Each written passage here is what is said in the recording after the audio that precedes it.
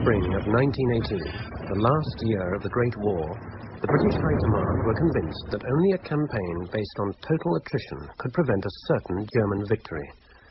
Lloyd George, the then Prime Minister, appalled by the ever-growing carnage, secretly set in motion a chain of events that was to bring him into open conflict with his own chiefs of staff. By chance, the staging of a new play by Oscar Wilde became curiously linked with what was taking place in the corridors of Whitehall, and events oddly combined in one of the most extraordinary libel cases in English legal history.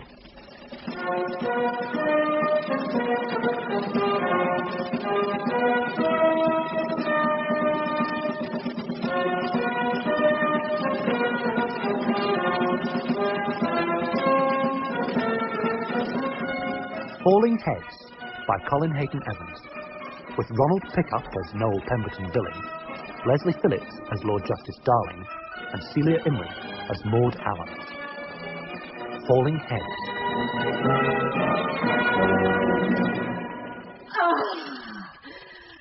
I have kissed thy mouth, Johann. I have kissed thy mouth. There was a bitter taste on my lips. Was it the taste of blood? But perchance it is the taste of love. They say that love hath a bitter taste. But what of that? What of that? I have kissed thy mouth, Johann.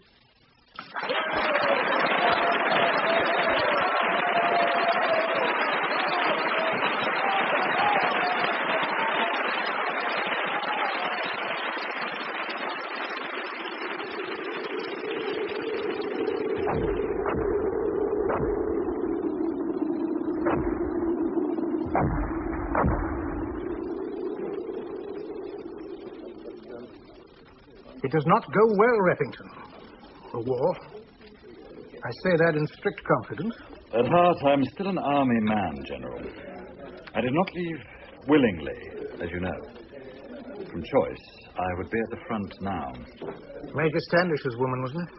Meredith Jones, actually. And now you're a journalist. General... And can serve in different ways. General, I think perhaps you may possibly overestimate the influence of a mere editorial in the Morning Post. Were that all we intend, you could be right. Others feel as we do, however. If the war is to be won, it can only be done so with honor. Better we lose gloriously than negotiate disgrace. We can never surrender, Repington. That is clear, I think. It is a difficult task. Yes, it is. What you propose. Some might see it as treachery, even. Such a thing can only be against the crown. The country itself. Here we speak of no more than self-appointed representatives. What else is a prime minister, then? They're as capable of betrayal as well as the next man, I would have thought.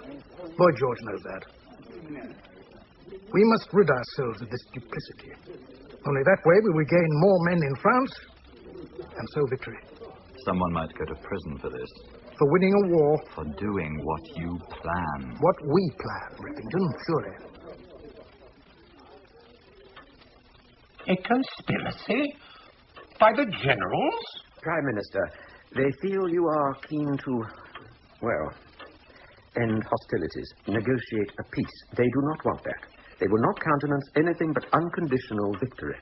We protect the cellars of the house for gunpowder, then, you think? Unfortunately, the people share their view.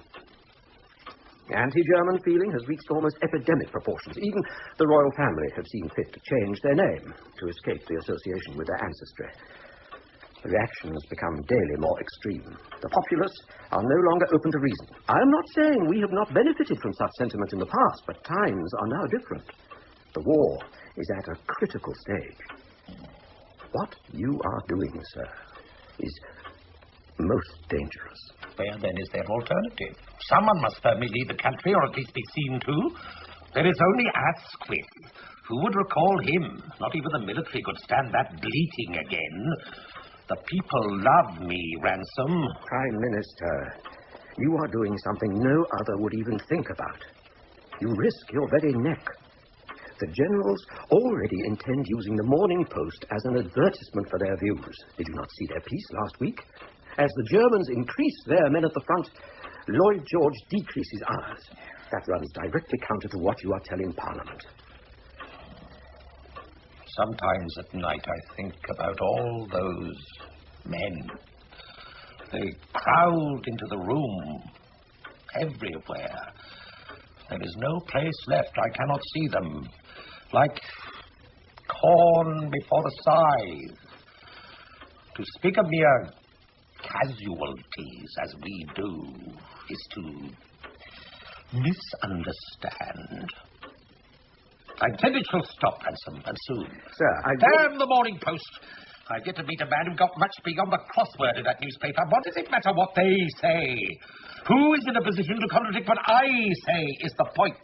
Just about anyone, I would have thought, were the true facts known. Meaning? Sir, it is not every day the Prime Minister of England engages in secret peace talks with the enemy without either Parliament or the military knowing.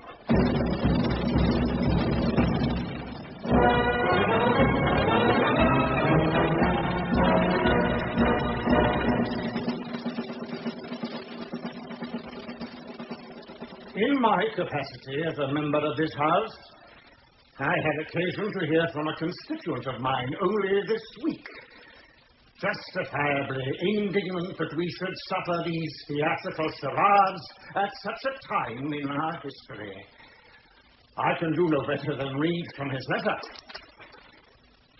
My dear Mr. Billing, he writes, as a butcher of some standing in this community, is it right that I should have my shop fronts nightly abused for no better reason than that I openly hang a German sausage in the window, whilst theatrical people are allowed to openly espouse perversions on the London stage that flagrantly reflects the Hun cause, and that far better than I could ever emulate with mere sausage skin, which, he adds, is in fact of English manufacture. He was right to be indignant, but in reply, I had to tell him that he is not alone. The entire country rises up against the insidious infiltration of German influence. The people seize with righteous anger, and who shall blame them? I am merely saying that to be accused of being both a lesbian and a sadist is made all the more insulting for the likelihood of the general public not knowing what either means. That's all I'm saying, Jack. I'm not sure this is quite the kind of publicity we need, my dear. The reviews of the play have been, well, somewhat mixed. Some are of a distinctly unpleasant nature, in fact. I intend legal proceedings. Are you listening, Jack? Yes, Maud. An actress of repute cannot be seen as a scapegoat of mere Philistinism. Is this Billing man to be the sole arbiter of public taste, then? Am I right? Let me be clear, then, about my intentions in publishing what I did. The apparently offending paragraph states simply that these two people, the producer, Mr. Jack Grine, and leading lady, Miss Maud Allan, were presenting a theatrical performance which is calculated to appeal to moral perverts and practitioners of unnatural vice. I see no libel there, merely a statement of undeniable fact.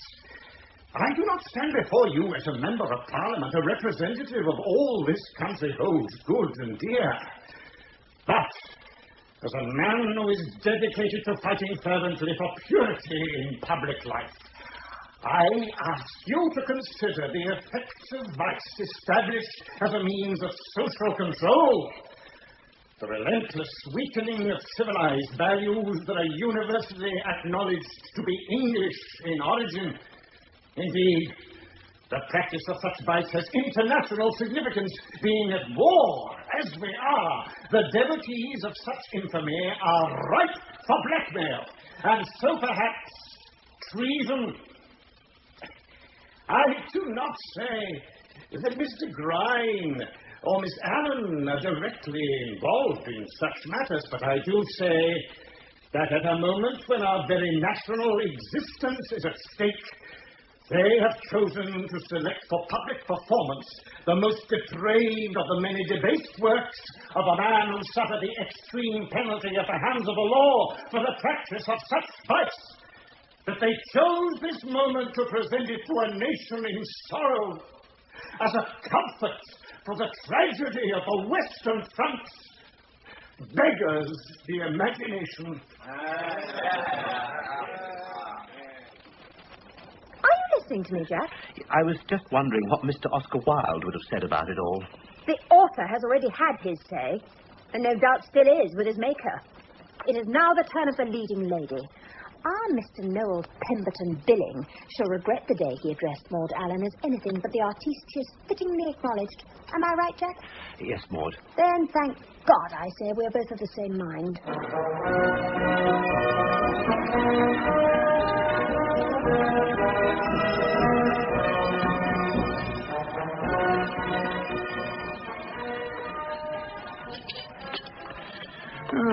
Chops, huh?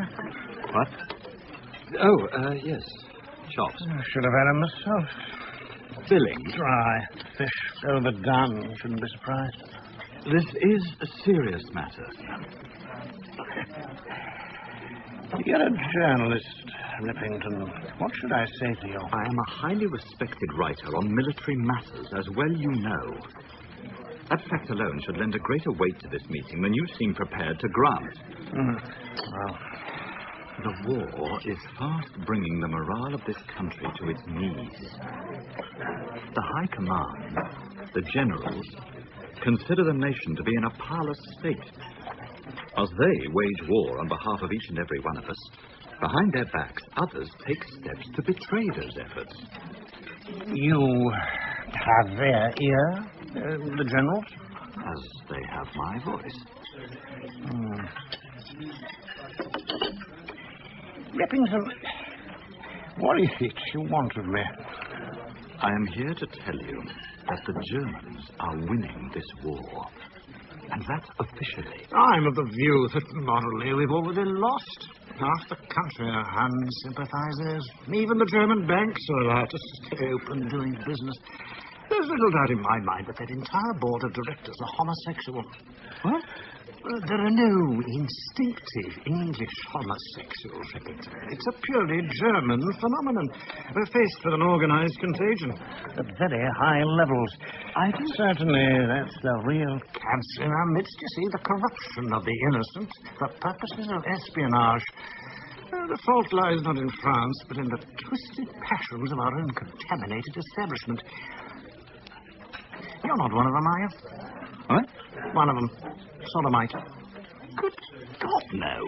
Didn't think so. I can usually tell. They sort of smile, you know. Devilish kind of look, can they? Have no truck with them, Repington, is my advice. They're hand in glove with catastrophe. That's what brought this country low. Oh, is that tartar sauce?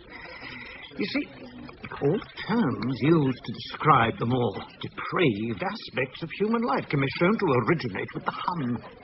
Homosexual, lesbian, sadist, that sort of thing. If the Boche hadn't first described it, nobody would have bothered to do it. Wouldn't know how, would they? Action invariably follows language, in my experience. Why else would they give such detailed instructions with Meccano sets, for instance? There's nothing self-evident about small bits of metal and a collection of nuts. Same principle, you see? Sadism is... Well, it's French, isn't it? De Sade. Wasn't he French? Surely? I think you'll find it took a German to first point it out. Anyway, de Sade died mad. Napoleon had him locked up. That's what happens to him, you see. Heard of Kraft-Ebing, have you? Probably not. Wrote books, reams of the stuff. German medical fella. Listed the depravities. Described them openly in cold print. Now, can you imagine the effect on our youth if they got their hands on such stuff, can you?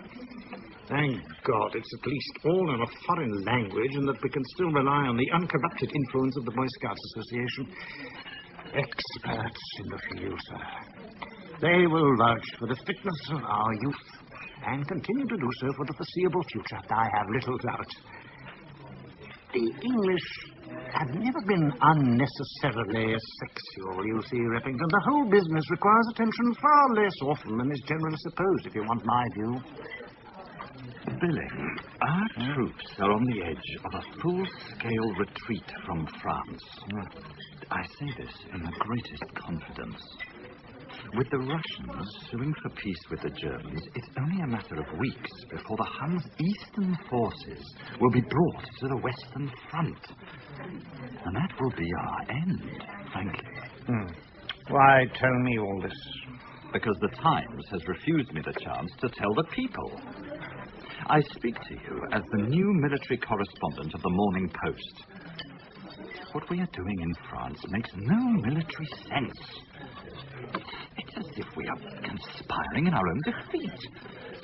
We have more men and armaments in the Middle East against the Turks. The military seem to see it differently, however. The general staff are overruled by the very man who should be leading us to victory.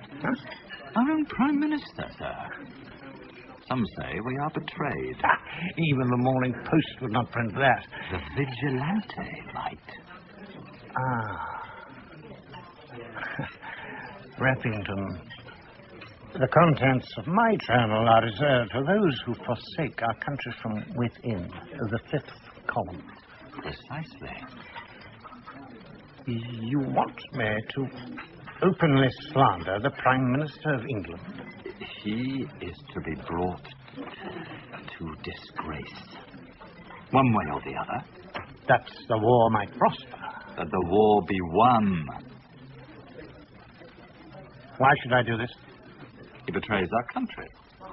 It's that simple. There are many that do that. But only one with the power of leadership. You've come to the right man, Repington. But with the wrong idea. Not unusually, I think you'll find I have a better one.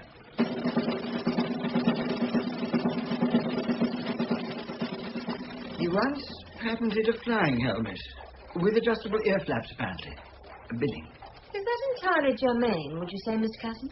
It has always typified the man, in my view. It's not a matter I would consider raising in court, Miss Allan. As your advocate, I would always advise caution. I am accused by this man, this Billing, of moral depravity on the sole basis of publicly delivering lines of great poetry in such a fashion that at least one critic of worth was known to be quite lost for adjectives. I have that on reliable authority. Mr. Grime will confirm. Under oath, if necessary. As I see it, the starting Are we point... to regard that as justice, then? Personally, I must say I enjoyed your performance tremendously, as did my wife. Our only reservation, perhaps, was in having seats immediately behind one of the pillars. I fully appreciate their importance in the overall support of the dress circle, of course, but it meant that many of your entrances were missed entirely. The starting point, as I see it... Entrances are vital, Mr. Casson. No one professionally involved in the theatre could possibly deny it. I can only say that, at best, you will have seen a mere version of the production. I'm sorry for that, of course, but you will appreciate the seating arrangements are quite beyond my control. The starting point, as I see it, should be the establishment of Billing as a man whose judgment is far from reliable, surely. He's a member of Parliament, Mr. Grime. No one would consider that in any way unusual. We must approach more obliquely. My point is that the problem is not simply one of libel, but treason. Billing suggests that the theatrical production of a work of art is a hidden method for subverting the moral fibre of the entire nation.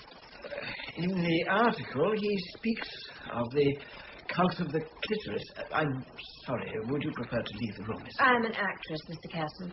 Quite so. A cult he identifies only with the social habits of the enemy. Do you not see where that leaves us? He's not suggesting that the organ is solely of Germanic origin, surely? You may take my word, sir. The item in question is no respecter of national boundaries.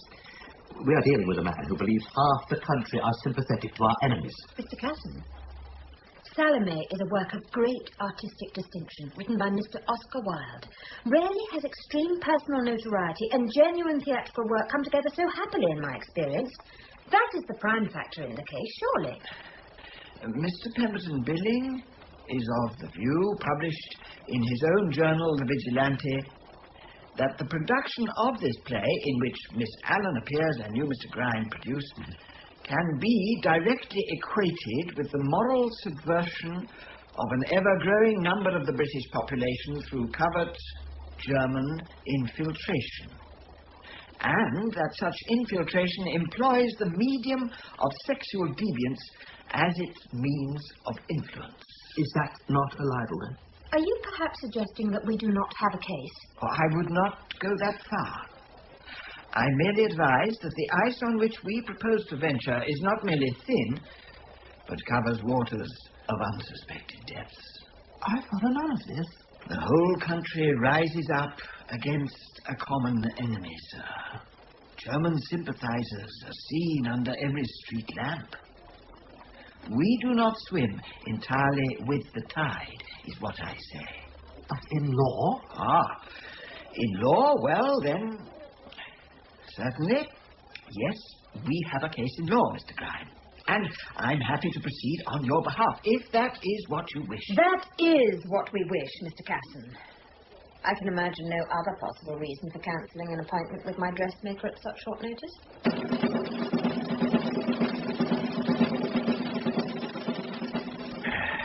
Sit down, Spencer, for God's sake.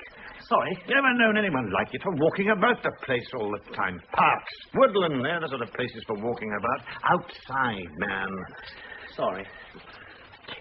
Sit in that chair. I say, could I possibly do it over there, Billing, if it's all the same with you? I mean, sit, that is. Are you mad? Well, yes, actually. That's the whole point, isn't it?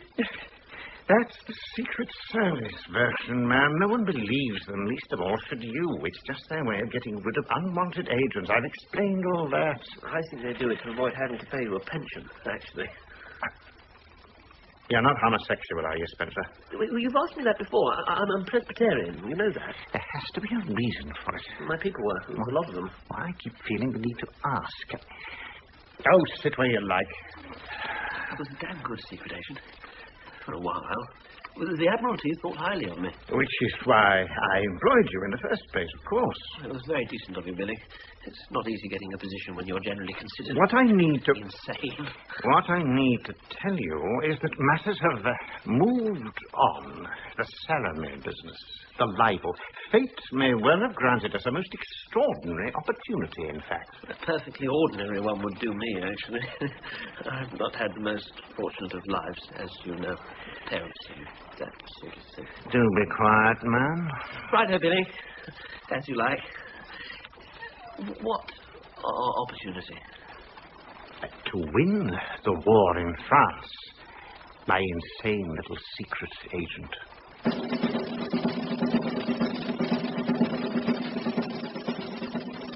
It is better than that, General.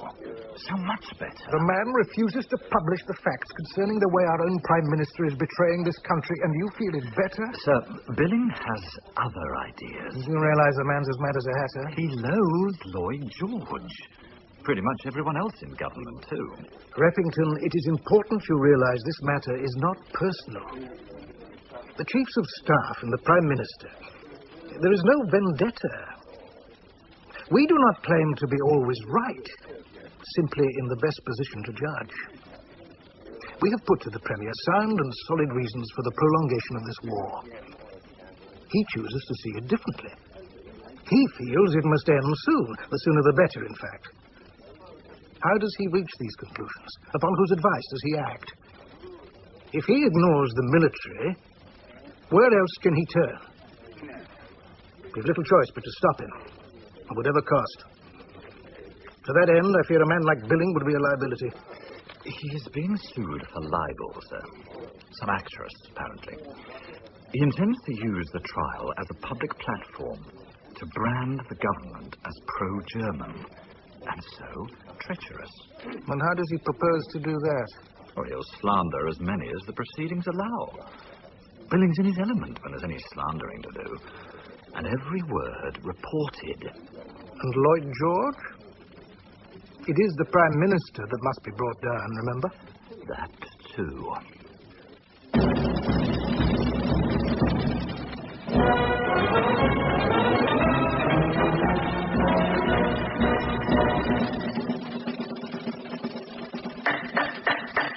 court will come to order. Lord Justice Darling presiding.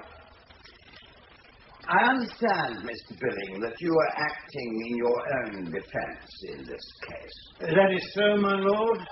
Your first witness, You are Jack Grine, a British subject. I am. Of alien origin, I understand? Of Dutch origin. You founded the German Theatre in London, did you not? Yes. You're also an amateur student of, I think the term is criminal psychology, is that true? It is a far-ranging subject. Indeed. Then tell me, if you will, did this interest have any bearing on the choice of the theatrical production under consideration? This Salome? You are aware, of course, that its author, Mr. Oscar Wilde, is generally considered one of our more exceptional moral perverts. I am acquainted with the production, sir, though not the perversion. Yet you planned to tour the work of such a man to neutral European countries as an example of both British ideals and artistic endeavour. I simply offer the proceeds to charity. I'm not ashamed of that. Nor ashamed, presumably, of offering a production of this play at a reception for the YMCA. Tell me, Mr. Grine, why do you offer the proceeds of this play? It is for their huts. did you say huts, Mr. Grime? Yes, my lord.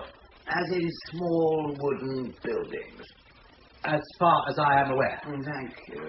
Proceed, Mr. Billing. Mr. Grime, you have already told the court that you are a student of criminology. Can you tell us now whether you have ever studied the subject of sadism? I recall no suggestion of sadism in the article in question, Mr. Billing. I refer, my lord, to the unnatural vice as depicted in the performance of the play Salome, the lust of a young girl for a part of the dead body of John the Baptist. In my published journal, sir, the Vigilante, I state that this specific type of performance appeals to moral perverts of all kinds. I am merely cross-examining the witness on one aspect of moral perversity. I really think we should keep to a minimum any investigation into the varied forms of unnatural vice, Mr. Billing. At least until after lunch.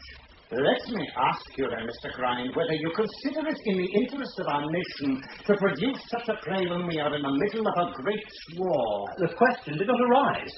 I have never considered war and art to have anything in common. Then tell me, would you say that this play in any way assists us to concentrate on the great national problem which presents itself to every Britisher today? There is always great comfort in beautiful language, Mr. Billing. Are you suggesting, then, that such a performance might actually bring comfort to the wives, daughters and sisters of the 3 million fighting men in France? Objection. My lord, with respect, it is for you to say whether this is a real question or simply claptrap. With equal respect, Mr. Casson, that no longer seems to be quite the point. Read it again. Prime Minister. Read it. Our military correspondent, Lieutenant Colonel Charles Repington, will, for the first time in any newspaper, present a thorough exposure of the procrastination, cowardice and duplicity of the present Prime Minister and Cabinet over what is happening in the mud-filled trenches of France. Have Repington arrested. You cannot do that, sir. Yes, I can. I'm the Prime Minister. The man treads a tightrope, perhaps, but breaks no law. Trust me, sir. At this juncture, to move against the press would be to move against your own best interests. Ransome, the Premiership is designed to act outside the law. That is its main value. How else can things get done? We'll get security onto it. Bundle him off. With respect, sir, it would play right into their hands. We'll lock up all the buggers. It's treason, effectively. Bring them to heel. These are desperate times, Ransome. Sir, the generals do not yet move against you openly. Yet. My perception is that they will not. They are relying on the likes of Repington to further their cause, to bring your reputation low and so the government down. That is clear, I think. And in turn, Repington relies on others. What others? Page 5, the main story. The Billing trial?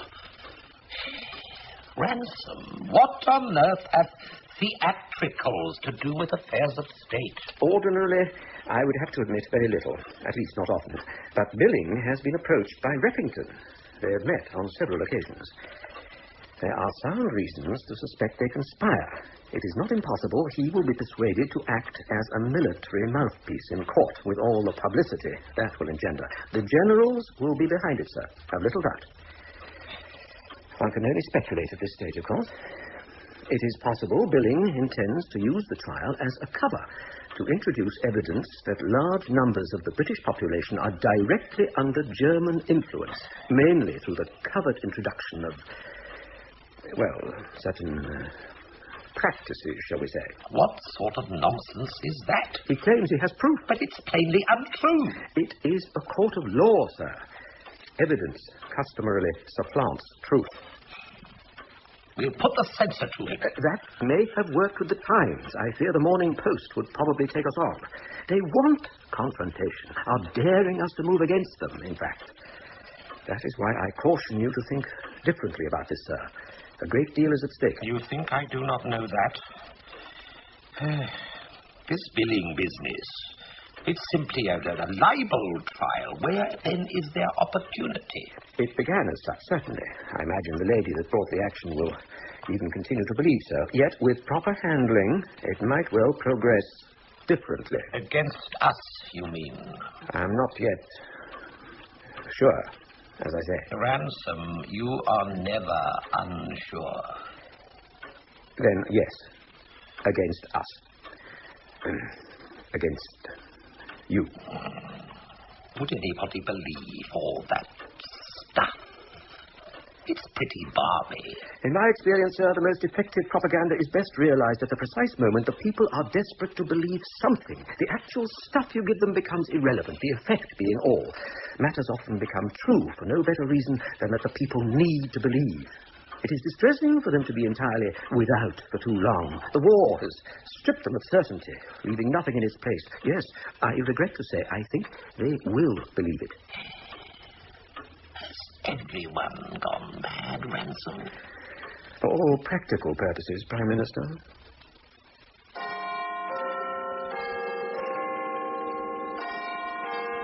I am being frank with you now. A frankness, I must say, that will bring you very low should you decide at any time to abuse its trust. Now, we have spoken of Billing, and you are aware of his purpose. It but remains for me to inform you of mine with regard to him.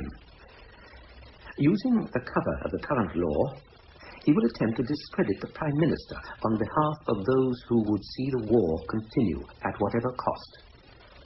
I am sure I have no need to remind you of the nature of that cost. There is hardly a family in the land on whose shoulder its dark hand has not at one time rested these past years.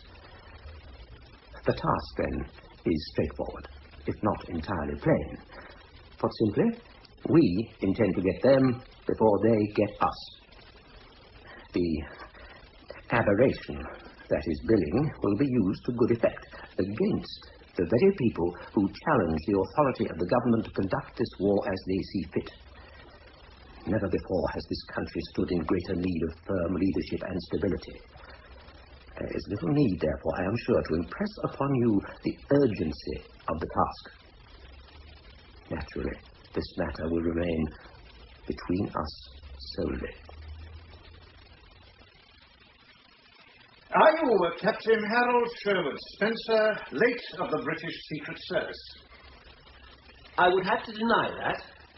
You are not Captain Spencer? The Secret Service bit, my lord.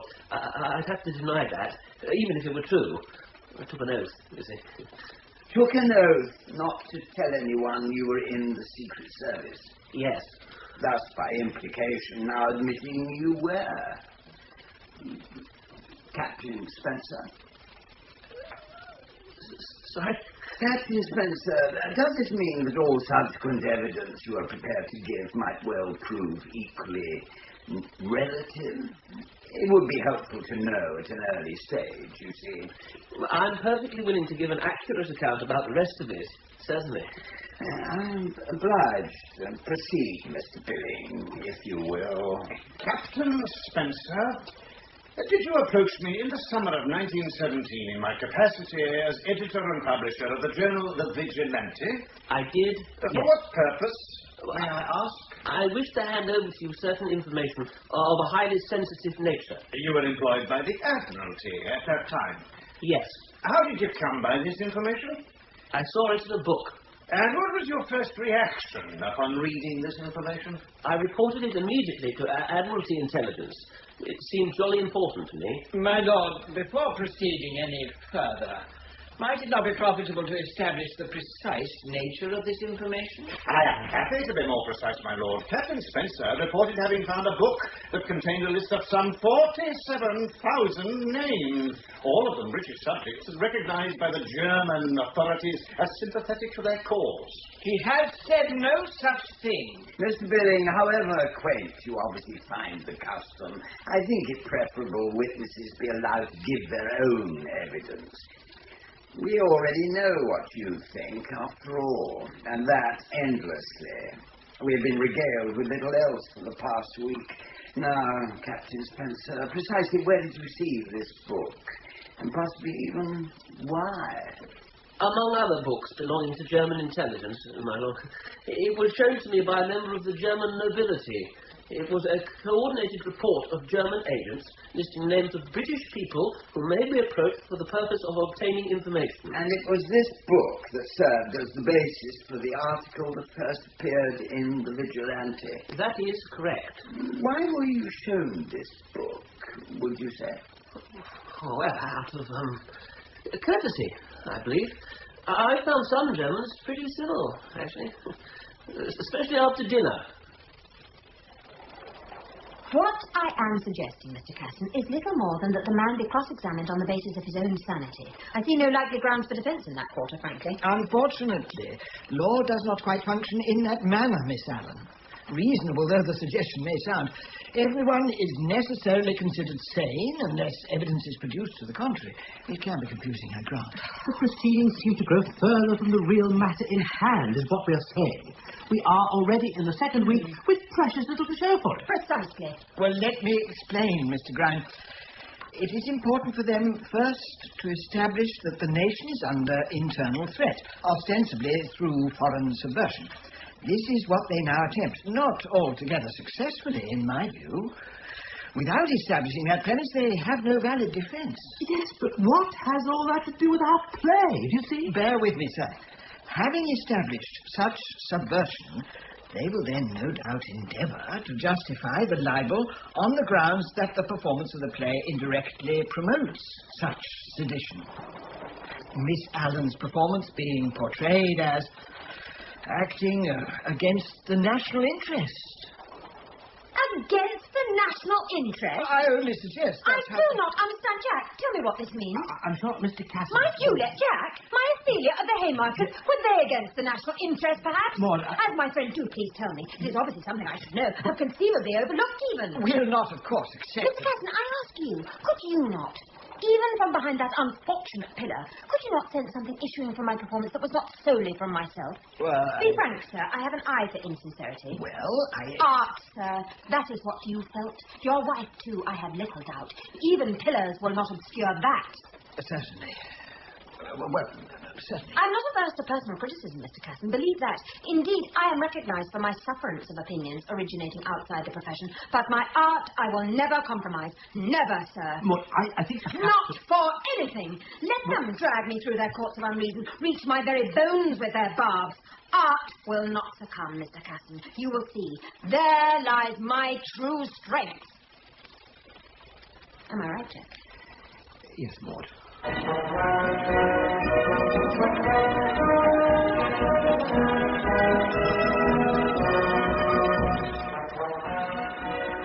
London, May the 6th, 1918. My dear Mr. Billing, you will not know me, but I am familiar with your work through your writings in the Vigilante, a journal, may I say, for which I have the highest regard. Your untiring efforts to restore this noble country of ours to purer and more elevated ways prompts me to write with information that may well prove of use in a mutual, if currently separate, struggle towards that end. The body of a woman I may have, it is true, but it holds the heart of a lion. Elizabeth I, you may recall, but none the worse for that. It has equal application to all who, such as I, would see this country cleansed of both perversion and misunderstanding, each assuredly midwife to the other. I shall not delay you further, however, but shall address the matter in hand. It has come to my attention that there are houses not 100 yards from where I now write this letter, the Grosvenor Court Hotel in Davies Street, where the disgusting devices adopted by the late Oscar Wilde are daily, indeed hourly, practiced, and that by men high up in both military and naval circles. One wonders precisely how many of our precious state secrets are exposed under such conditions. I say most vehemently that were these conditions to cease, our armies in France would be in a much stronger position to repulse the sworn enemies of this country. You will understand why I cannot commit precise details to paper, but if you would care to join me for lunch at the above address sometime in the near future, I shall be able to tell you many things that might assist you in our shared cause. I am most sincerely yours, Eileen Villiers-Stewart. You know, Spencer, I think this may be exactly what we're looking for. We'll have them all. Both sides. Military and Parliament. Sodomites to a man. And for all the world to see. Sorry, Billing. Didn't quite catch that. I can thoroughly recommend the fish, Mr. Billing. The chops look rather suitable, actually. Few vegetables, that sort of thing. The gentleman will have the chops, then. The fish for me. Thank you. Well, this is civil of you, Miss Stewart. Lunch and that's very pleasant all round, I'd say. It was generous of you to acknowledge my letter so quickly, Mr. Billing. I realize this must be a very taxing time. You're following the trial, then? I am, sir, assiduously. It has been 3 weeks of total fascination. I was struck by the enthusiasm of your letter. I see now the initial impression was well founded. I am most flattered. Jolly good.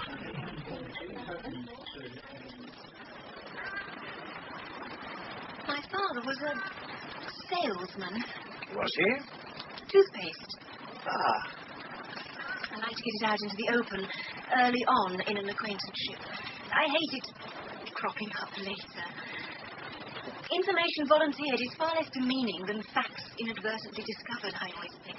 You're ashamed of your background, Miss Stewart? I am very nearly so, Mr. Billing. Does that surprise you? Not at all.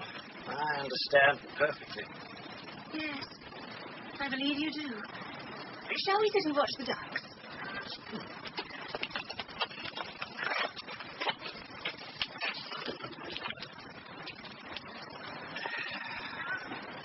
Damn useful stuff, toothpaste. You know, our lives are almost entirely forged by the flight we make from those of our parents. Personal goals born of the need to escape their influence. Huh? Well, it might be. You don't agree, perhaps? I am at a loss for what to say to you, sir. You are quite genuinely impressive. Shall I say something else, then? Say something exciting. Well, I once designed a flying helmet with adjustable ear flaps for a ministry airship. That was tremendously exciting, you know. I see.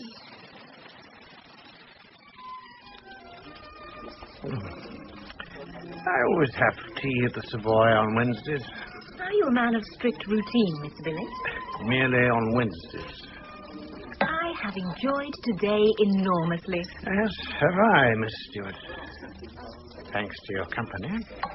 It was nothing at all like I expected. Those are the best days, I believe, if not always the most convenient. I have found today very convenient. Oh, you are a difficult man to flatter, Mr. Billing. Did you know that? I do it all myself, you see. Absolute vanity convinces absolutely. I harbour no doubts at all concerning my essential worth. Others' recognition of the fact is therefore purely confirmatory. Indeed, I'm often considered modest through simply failing to respond. Why should that be so attractive, I wonder? Well, I am attractive. I suppose that's it, really. Hook, line, and sinker, I say, sir. What? Our secret weapon, Prime Minister. Got Billing just where we want him. We'll feed him the lowdown on the generals, and he'll present it in court on our behalf for the rest of the country to read over breakfast each morning. If the High Command insist on moving against us on moral grounds, they'd better first look to what is being said about themselves in the newspapers. I suppose you realize this whole affair has made us all the laughing stock of the men in France. They pass the newspapers around, apparently, from trench to trench. Intelligence reports that the German lines are puzzled by the incessant laughter. Some good might come of it, then, sir. Anything that puzzles the Hun can't be bad for Blighty.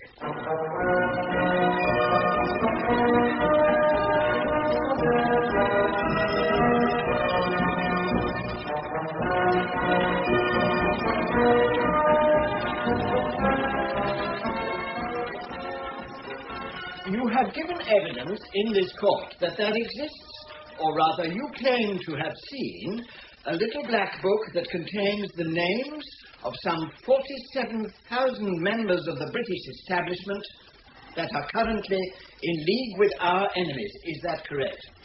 But no one else saw the book. To my knowledge, no. It was all pretty hush-hush.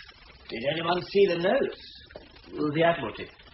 Downing Street, as I say. Which neither source will confirm. They neither confirm nor deny, sir. That is their way. It's always like that. About everything. You're not suggesting, surely, that the current administration are intent upon suppressing such information, were it to exist? That is for them to say. You have just told us that they didn't say, Captain Spencer. That's what I mean, my lord. Get on, Mr. Casson. My lord, can we not get back to the matter in hand? What matter? The notes, my lord. The nature of Captain Spencer's communication with Downing Street. Mr. Casson. What I am suggesting, my lord, is that we only have Captain Spencer's evidence to support the existence of the book from which these alleged notes were taken. Ask him, then. No one else seems to know. Captain, what happened when you passed these notes on? I was told to let the matter die. By Downing Street? I believe by representatives. Mr. Billing has claimed that so important was this list of names that your very life was in danger. Well, I was once told by a high official that they would have me shot dead in a fortnight. And did they, Captain Spencer? No, sir.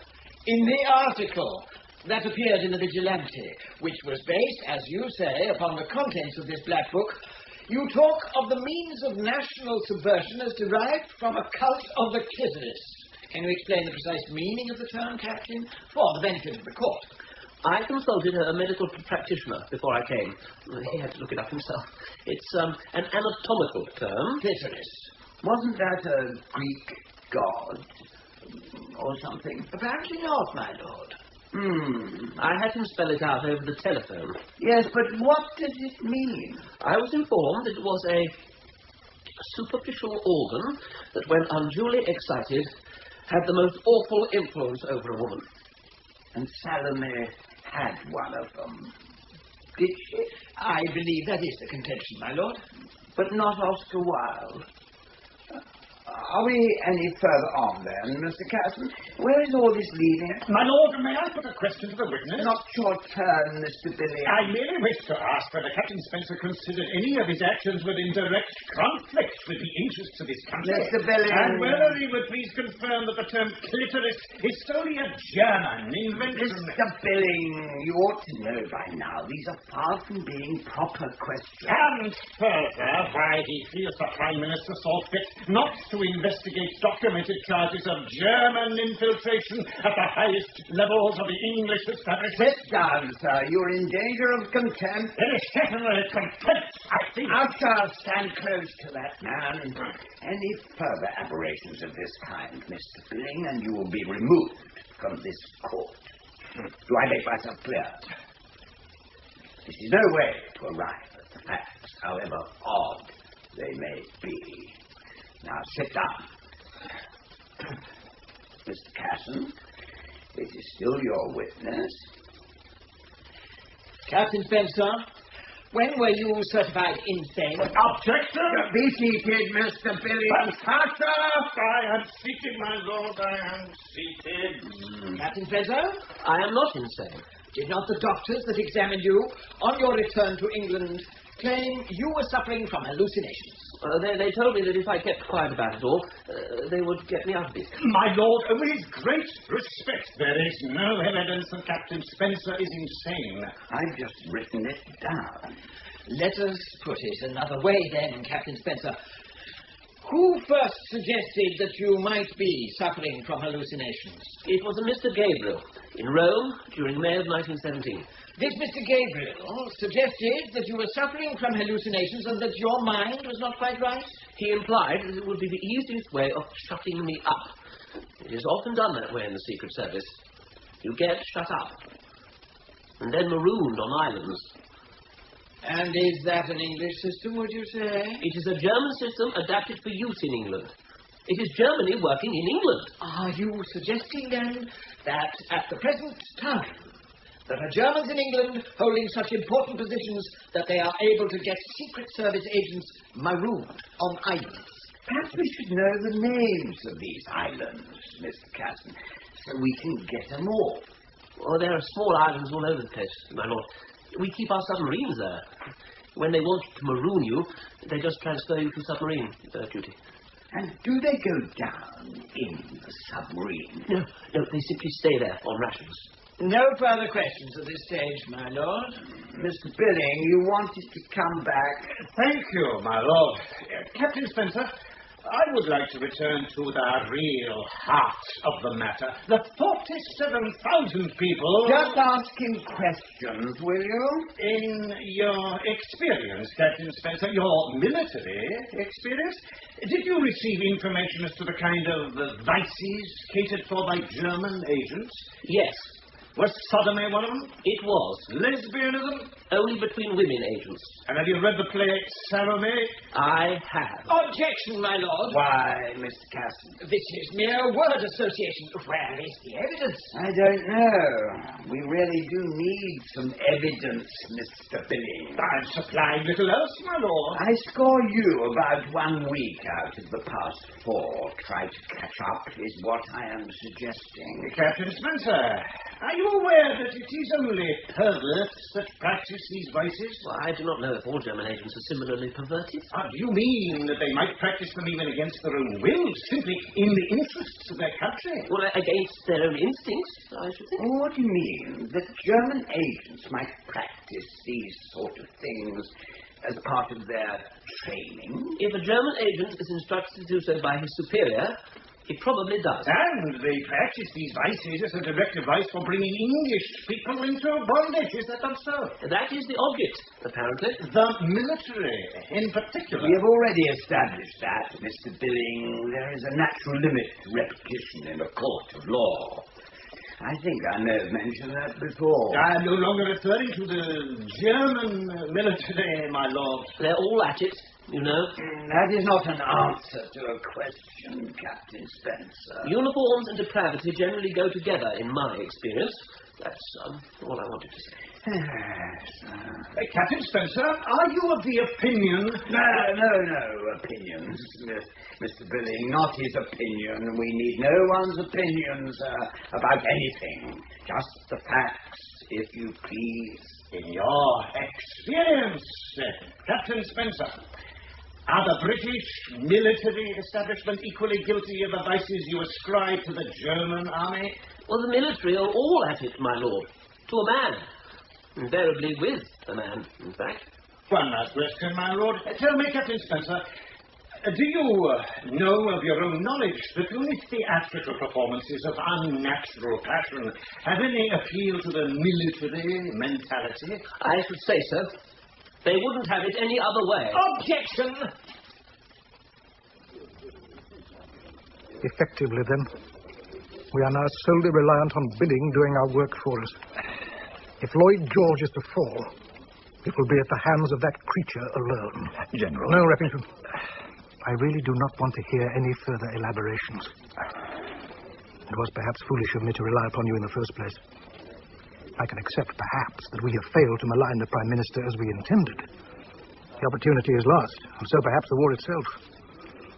What I find difficult to accept is that it is entirely due to the information I gave you. I did only what you asked of me, sir. Acting as I was on the assurance that Billing's venom was directed solely at the government.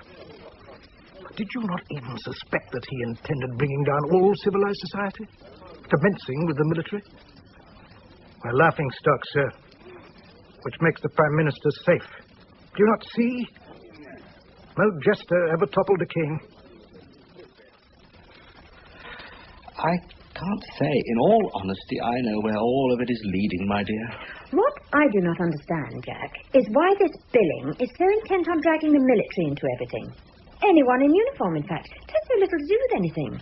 In my experience, even Saturday matinees have never been that well supported by the armed forces. Casson seems to think Billing is using the trial as a platform for his own views. That is patently obvious. I hope we're not paying him 3 guineas an hour merely for that kind of observation. Times are not what they were, my dear. The world is somewhat of a confusing place, I think. No matter. I shall soon take the stand myself. I feel a very distinct Madeira is in order. What do you say? Am I right, Jack? Yes, Maud. Things go well, as planned, in fact. The Prime Minister is pleased. The High Command are now implicated, if only by implication. The evidence of at least potential unnatural practices at 2 well-known military clubs in London has left its mark. Billing propagates the myth of the general's inherent moral degeneracy, whether it be true or no. You have done well. May I take it, then, that Billing trusts you implicitly, in terms of the information we need to feed him, that is? Miss Stewart? Oh, yes, Mr. Ransome. I think that can now be quite taken for granted.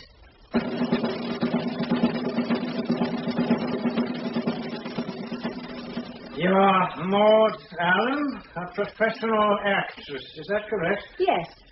I regret, Miss Allan, that I may have to put to you some rather disturbing questions in the course of this examination. Believe me, Mr. Billing, the last thing I would want is to see you in any way disturbed. You appear in the play Salome by Oscar Wilde. If I do not, we are all wasting our time here. Just answer the question, Miss Allan, if you will. Very well. I do, sir, and to some acclaim, let it be said. Some acclaim, is it? I regret, madam, I can find little of that amongst published critics. The Morning Post, for example, and I quote, a bizarre melodrama of disease. Is there acclaim there, perhaps? And the stage, a publication specializing in theatrical happenings. I quote again. The dialogue of the play appeared rouged and painted like a courtesan's face, and very repellent to a healthy taste. I cannot be A moment, if you please, it continues. This kind of stuff has no relationship to art. It is animalism or worse, since animals have their basic decencies. As a study in decadent expression, Salome is interesting in the library, but is not fitted for stage representation. What is your opinion on that, Miss Allan? You make it sound obligatory. I beg your pardon? But one should have an opinion on such comments. The performance is the thing, Mr. Billing. It has things to say on that, too. The stage, again.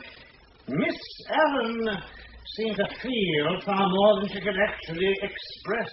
That is ever the artist's dilemma, sir. I make no apology for it. Oh, indeed.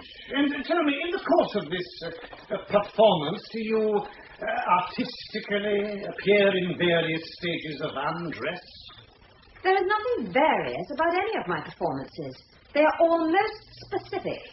In fact, to appear various takes a great deal of prior preparation. Critics who suggested you were scantily dressed in this performance are quite wrong. That was their opinion, through comparison only. I was a pioneer in an art they had not seen before. This is a German art. Would you say this kind of dancing? Not at all. You trained in Germany. The art was quite foreign to the British public before you presented it. As far as I know. Oh, I think we must give you due credit for that, Miss Allan, a pioneer, after all, as you say. My lord, what has all this to do with the matters in hand? Miss Allan has been accused of certain practices which we are now in court to establish as being a base libel. Her professional background is not in dispute. Quite. Do get on, Mr. Billing. Miss Allan, do you much prefer the company of women to that of men? I beg your pardon? Did you not hear the question, perhaps? I was wondering about the context, sir. Do you wish me to elaborate further? I do not. Can we take it then, as I have said, that you prefer the company of women to men? Simply yes or no, I'm quite happy to leave the matter there. Yes, I do. Assuming the court is fully aware of what that means, I shall move on. We are all grateful, Mr. Billing. Now, did you bring this prosecution entirely on your own initiative, or were you advised to bring it? I was not advised. I consulted my solicitors. And did you understand the nature of the published article, the one you claim that libeled you, the cults of the clitoris? Did you understand the title? Yes, of course. And did you show it to any of your friends? I did. Did they understand what it meant? My lord... Are you aware, Miss Allan, that out of 24 people that were shown that libel, including many professional men, only one of them, a barrister, understood what it actually meant? My lord, this is beside the point. Whether anyone understood the nature of the libel is not at issue. It is more a matter that it has occurred at all. Miss Allan has been labelled a sadist. It is for Mr. Billing to justify that or retract. It is established medical fact, sir, that sadism is hereditary and will use any and all opportunity to demonstrate its influence. What are you talking about now? If you do not get on to some point before long, I shall call all this to a halt. Bear with me a moment longer. Very well, but evidence solely, if you please. Miss Allan, what is your full name? Your name at birth? Beulah Maud Allan Durant. Maud Allan is solely a professional name. Yes. I would like you to take this book from the clerk and turn to the page where the marker is. For the benefit of the court, the book in question is titled Celebrated Criminal Cases of America, published by the San Francisco Police Department in 1910. Have you found the page? Miss Allan? Yes, sir, I have. My lord, what has this to do with the case? I deeply regret it, my lord, but I intend bringing evidence to prove that the vices depicted in this play are of an hereditary nature. In this case, Salome lusting over the bleeding head of John the Baptist, amongst other things, coupled with the obvious authenticity of Miss Allan's performance, both of which I contend are more than merely theatrically linked. This is all news to me. May I see the book, my lord? I have to say I have thought long and hard about presenting this evidence. Where is the art in it all, then?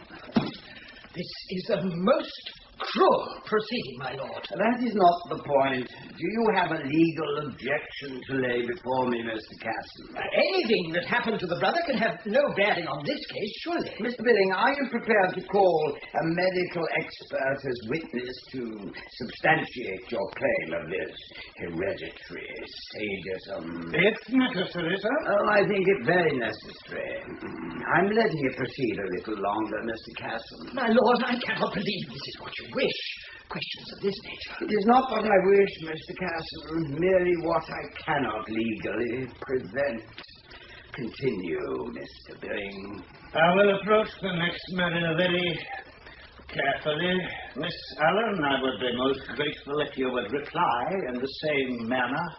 I have nothing to hide, sir. We shall see. In the summer of 1909, was your brother arrested? In America? Yes. And was he subsequently tried and found guilty? My lord, this serves no useful purpose. I permit it, nonetheless. And was he subsequently tried and found guilty? Miss Allan? Yes. Thank you. And what was that crime? You know full well, sir. The court does not, however. I will not say. For the murder of two young girls, for outraging their bodies after death, and for leaving them hanging in the belfry of a church. Not merely murder, in fact, but something sure that fails to understand why you find an admission difficult. No further questions, my lord.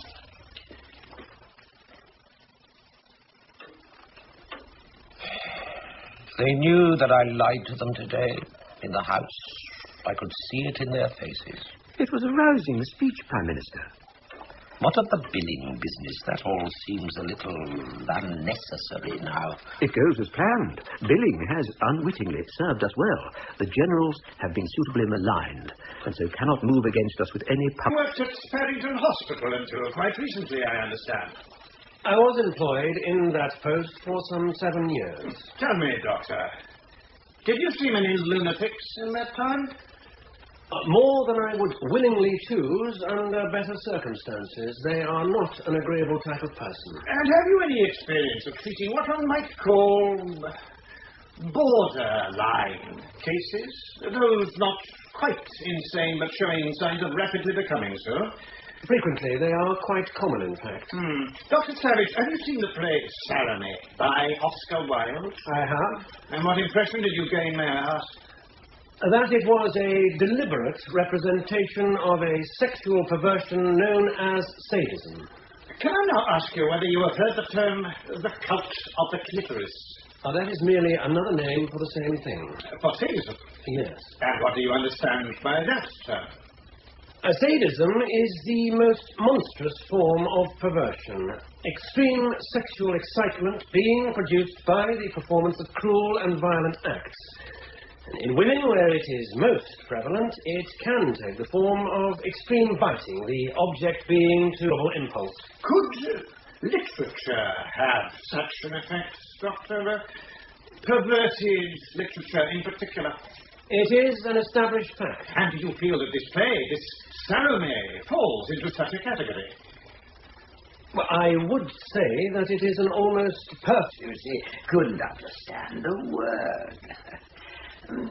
Continue, Mr. Billing. Doctor, professionally speaking, would it be your view that one would need to be sexually perverted, if only potentially, to enjoy such a play? It goes without saying. All the evidence points in that direction. And to perform in such a play? Objection, my lord. Overruled. You may answer, Doctor. That is altogether a more serious matter.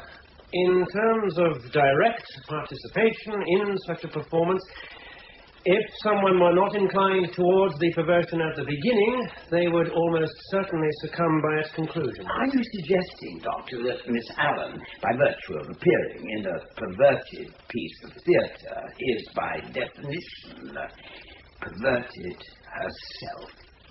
That is not for me to say. Then what? Where is the point to this evidence? Well, I say only that it is very difficult to imagine any woman authentically reproducing a sadistic role without not first carrying the seeds of such a tendency within herself. She might be unaware of it, however. A sadist, as a rule, is unconscious of the tendency until excessively excited. And they might get to it through the performance in such a play. Certainly. They might not feel it on the first night, but by the time they'd done a few, they'd know they were sadists. Is that it? It would be the lunatic asylum for them before the week was out. There is no doubt in my mind about that.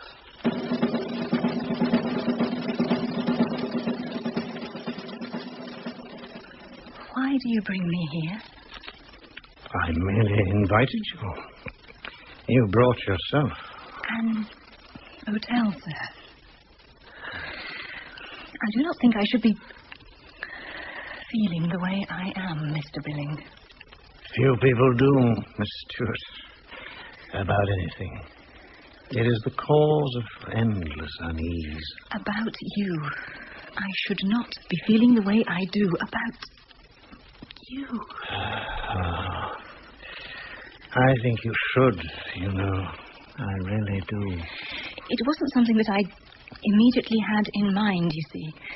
I wish to be frank. Should we perhaps leave? Not that either. You would find me very discreet, you know. Coming from a man of your stature, sir, I find that somewhat disappointing.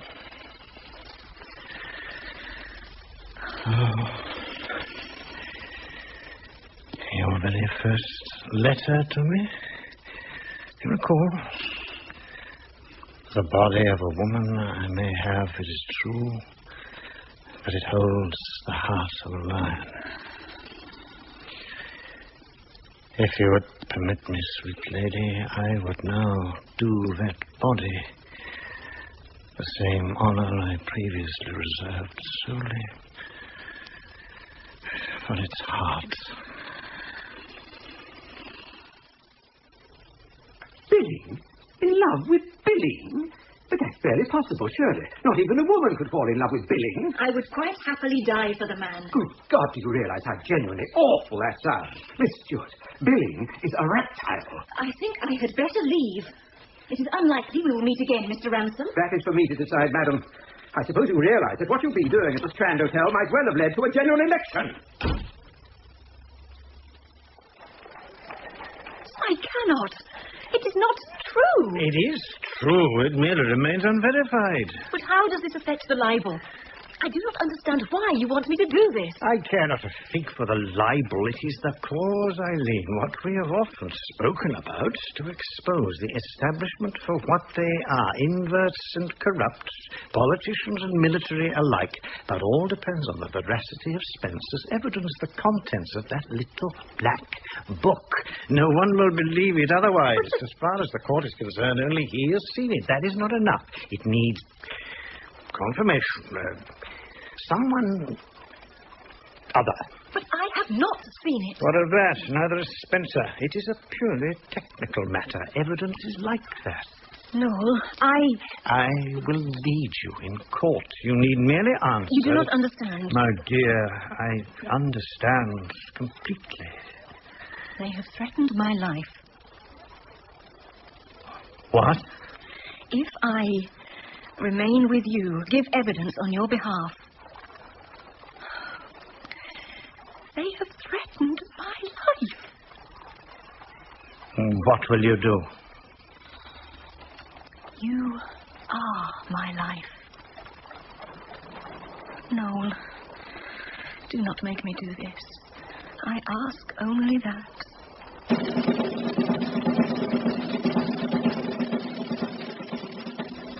You are Eileen Phillips Stewart. I am. Miss Stewart, you have heard Captain Spencer give evidence concerning the nature of German infiltration in the highest echelons of British society, and how such contamination is factually listed in a book, which he was shown by a member of the German Secret Service. Yes, sir. Here we go again. Mr. Billing, it is the witness that is supposed to inform you, and through you, the court. Surely you must have got the hang of it by now. I do apologize, my lord. I get rather carried away at times. Oh, consummation to be devoutly wished. Continue, then, if you must.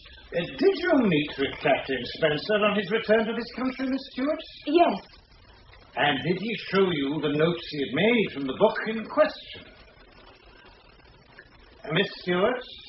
He did. And although you did not read the book yourself, you were in no doubt as to the nature of those notes. None at all. It meant that the names were those of English people directly under German influence. That is so. Traitors, then. Yes. And tell me, Miss Stewart, was one of those names the then Prime Minister of England?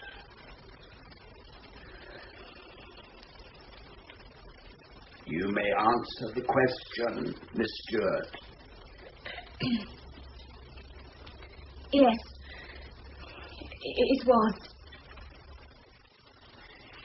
In summing up the case for the prosecution, a base libel upon the reputation and character of my client, Miss Maud Allan, I can appeal only, members of the jury, to your assessment of the motives at work in the defence mounted by Mr. Billing. He could perfectly well have contented himself with merely pleading not guilty. But that would not have given him the advertisement he required, the opportunity of dragging in all this interminable nonsense about black books and the demoralization of our country. This was never a criticism of a play, as he pretends, but a direct attack upon a single individual, using her as a focus for wider, baser issues of his own. Gentlemen, whether the censor may have subsequently... My case, good members of the jury, my defence is no more than to passionately care about what is right and wrong in public life and duty. It is as plain as that. Let us be clear, then. If you are to decide I must lose, you must also decide that art, of whatever definition, will always hold rights over common decency. That lewdness is ever justified in the name of literature. And that fighting men's lives in a cause that some of us think should be honoured above all else are to be openly mocked by touring through the neutral countries of Europe. The defence has claimed that Miss Allan is a sadist and has attempted to prove it by showing that sadism is a congenital, quite horrible disease.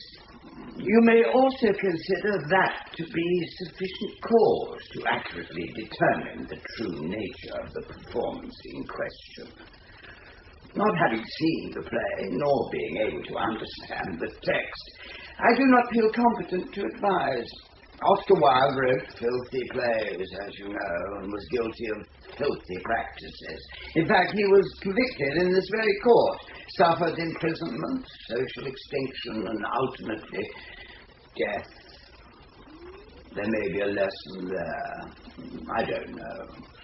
I do not consider the matter of the Black Book to have any relevance on the indictment, despite Miss Stewart's somewhat delayed rallying to its, and you may consider again, largely suspect cause. However, I could not exclude it since it appeared in evidence, but you are not to take it into consideration. I'm sure that you will, of course, but it remains my duty to instruct that you should not. Too much of this trial has dwelled on the irrelevant, and matters being what they are. I do not think they should have raised the matter of poor Archie. That is all I say. I think we were right, weren't we, Jack, to bring the matter to court? Oh, I'm sure we were. Win or lose, though I'm sure we will win, you know. I began hating Billing. Yes, I have to say it, though it is not a word I use often, as you know. Hating him. But now I feel some, not mere sympathy. Empathy, that is it. What he was doing, what we were doing, were very much a part of a deeper common heritage. I shall be magnanimous in victory. You shall see. I owe him that, I think. You have been a good and trusted friend to me. I do hope I have to you. Am I right, Jack? Yes, Maud. Court will come to order. Foreman of the jury, have you reached your verdict? We have, my lord. Do you then find the defendant, Noel Pemberton Billing, guilty or not guilty on the charge of criminal libel? Not guilty.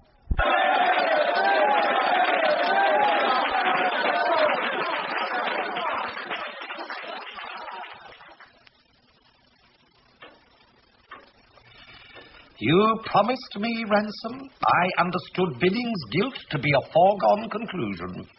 It leaves us somewhat exposed, Prime Minister, admittedly. Mad though he is, few will want to challenge him in court again. Effectively, he is free to say anything. The entire establishment could be publicly maligned with relative impunity.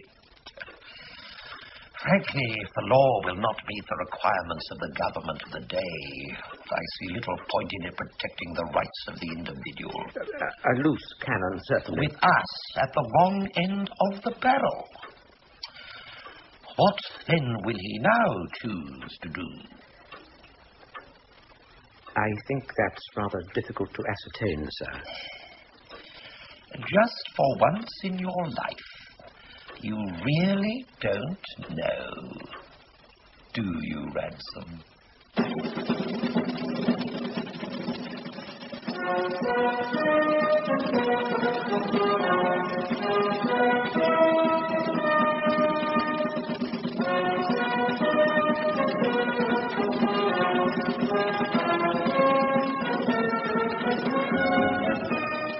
Despite Lloyd George's secret fears, however, Noel Pemberton Billing caused no further trouble. He returned to politics and, in due course, went on to father a son by a lapsed Christian Scientist, characteristically proclaiming the child to be the next Messiah. Eileen Villa-Stewart's treachery towards her political masters was not overlooked. She went to prison for 9 months on a concocted bigamy charge, an interesting legal precedent in itself, one of the offending husbands having died some time before she met the second. On her release, she returned to Billing, who refused to recognize her. Maud Allan's theatrical career continued triumphantly, if somewhat internationally. She had by then come to the view that she was far better appreciated abroad. Jack Grind took refuge in a nervous breakdown that lasted the remainder of his life. The handling of the case by Judge Darling was universally condemned. It was generally felt he had been totally out of his depth, with no real grasp of the issues, much as everyone else involved, in fact. Basil Thompson, the then Assistant Commissioner for Police, recorded in his diary that everyone engaged in the case either was insane or chose to behave as such. The war ended as it started, with celebration.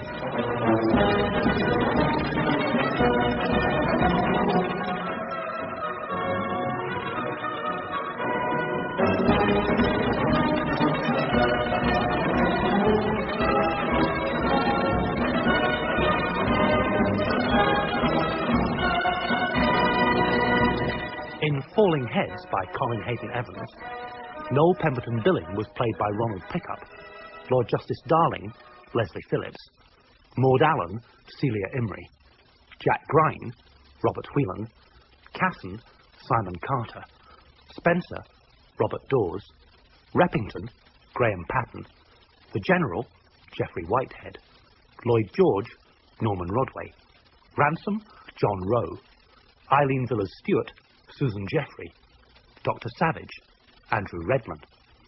Other parts were played by members of the cast. Falling Heads was directed in Birmingham by Chris Wallis.